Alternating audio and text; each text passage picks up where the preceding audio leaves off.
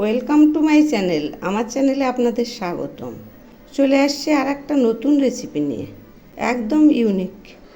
এই রেসিপি বানানোর জন্য এখানে আমি একটা তাল নিয়েছি। এবার আমি তালটা ছুলে নেব, এরকম করে পুরোটাই ছুলে নেব। এই যে দেখুন, তাল ছোলা হয়ে গেছে। এখন আমি এগুলি ভেঙে নেব।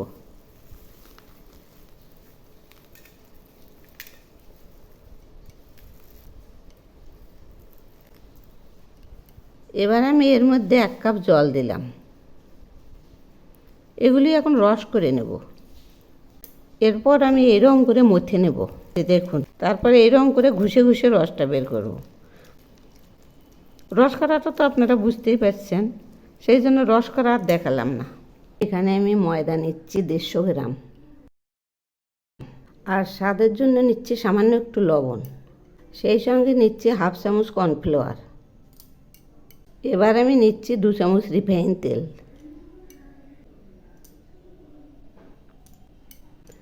এখন আমি এগুলি মিক্সড করছি, খুব সুন্দর করে মিশিয়ে নেব। ঠিক যেভাবে পরোটার ময়াম করে, ঠিক সেই রকম করে ময়াম করব।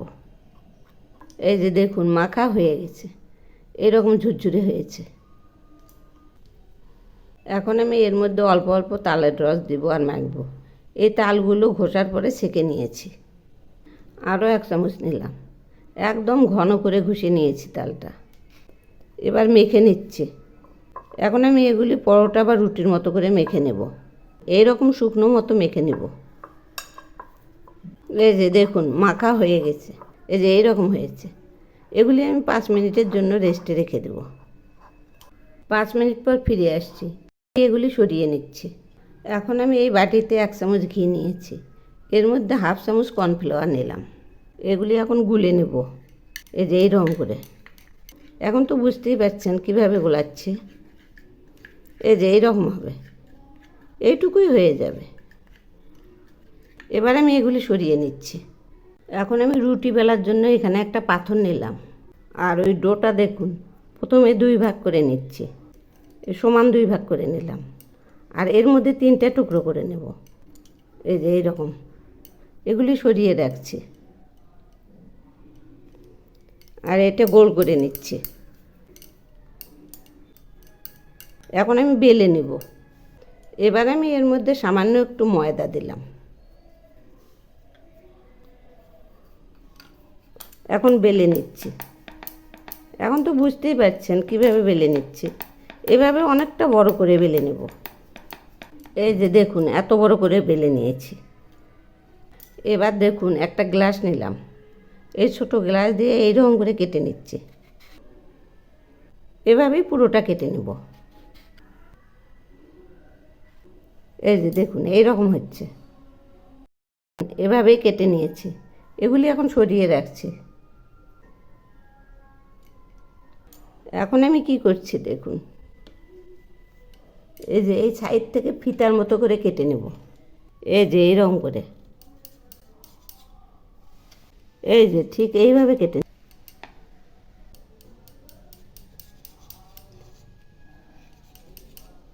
এভাবে পুরোটা কেটে নেব।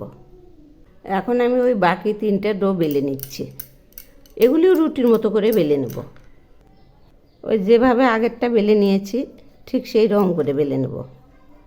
একটা আপনাদের দেখাচ্ছি, ওই একইভাবেই বেলে নেব, কিন্তু ওইটার চাইতে একটু ছোট সাইজের হবে, এই পার্থক্য। এই যে দেখুন, থিকনেসটা ঠিক এইরকম হবে, একদম পাতলা। এভাবে আমি বাকি দুটো বেলে নেব। সবগুলো বেলা হয়েছে। এবার আমি এর উপরে ওই ঘিয়ের লেয়ারটা দিয়ে দিচ্ছি, ঘি আর কর্নফ্লাওয়ারের লেয়ারটা, ওগুলি দিয়ে দিচ্ছি। এই যে দেখুন, আঙুল দিয়ে পুরোটা ছড়িয়ে দিলাম। এখন আমি এর উপরে একটু ময়দা ছড়িয়ে দিচ্ছি, এগুলিও আঙুল দিয়ে ছড়িয়ে দিচ্ছি। আবার এর উপরে আরেকটা রুটি দিয়ে দিলাম। আবার ওই একইভাবে কর্নফ্লাওয়ার আর ঘিয়ের লেয়ারটা দিয়ে দিচ্ছি। দুটো দেওয়া হলো, আর একটা দিয়ে নিচ্ছি। এই যে দেখুন, 1, 2, 3টে। আবার ওই একইভাবে কর্নফ্লাওয়ারের লেয়ারটা দিয়ে দিচ্ছি। এখন দেখুন ধীরে ধীরে আমি এগুলি মুড়িয়ে নিচ্ছি। এই যে এরকম করে মুড়িয়ে নেব, একদম চেপে চেপে মুড়াবো। এখন তো বুঝতেই পারছেন, এই যে এইভাবে মুড়িয়ে নিচ্ছি। এবার রোল করে নিচ্ছি। এখন দেখুন এইরকম করে নিচ্ছি, তারপর পিচ করছি। এবার তো আপনারা বুঝতেই পারছেন, এই যে এইরকম হবে। এগুলি এখন সরিয়ে রাখছি। এবার আমি একটা নিলাম, এই যে দেখুন লেয়ারগুলো এইরকম হয়েছে। এবার আস্তে আস্তে চেপে দেব। এই যে দেখুন আস্তে আস্তে আঙ্গুল দিয়ে চেপে দেব। এই যে বুঝতে পারছেন তো, এভাবে আমি সবগুলো করে নেব। এই যে সাইডগুলো এইভাবে চেপে দেব। দেখুন হয়ে গেছে। এখন আমি এখান থেকে আগে থেকেই লুচির মতো করে বেলে রাখা এটা নিলাম। আমি এর মধ্যে সামান্য একটু নারকেল কোড়া দিলাম। এই যে দেখুন একটু চেপে দিচ্ছি,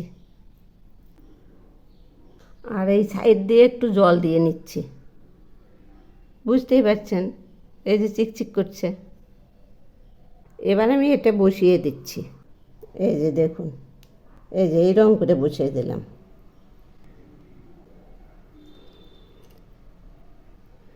এখন হয়তো ভাববেন যে ফিতাগুলো কিসের জন্য বানালো। এই যে ফিতাগুলো এখন নিলাম, এই সাইড দিয়ে আবারও একটু জল দিয়ে নিচ্ছি, আর এই ফিতাটা বসিয়ে দিচ্ছি।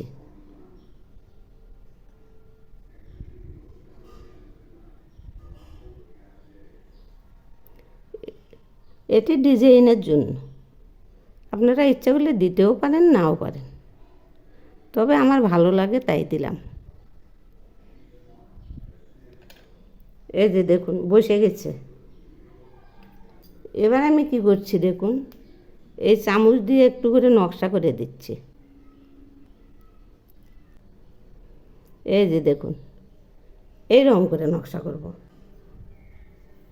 আপনারা ইচ্ছে করলে এখন বুঝতেই পারবেন। এই যে দেখুন,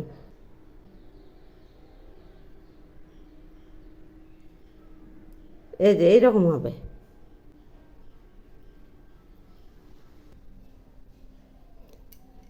এই যে দেখুন এইরকম হয়েছে। এভাবেই আমি সবগুলো বানিয়ে নেব। পিঠাগুলো সব বানিয়ে নিয়েছি। এবার আমি প্যানে 1/2 কাপ জল দিলাম, আর এর মধ্যে দিচ্ছি 30 গ্রাম চিনি। এগুলি আরও কিছুক্ষণ ফুটবে, একদম শিরার মতো হবে, তবে বেশি আঠালো করব না। শিরাগুলো হয়ে গেছে, এবার আমি নামিয়ে নিচ্ছি।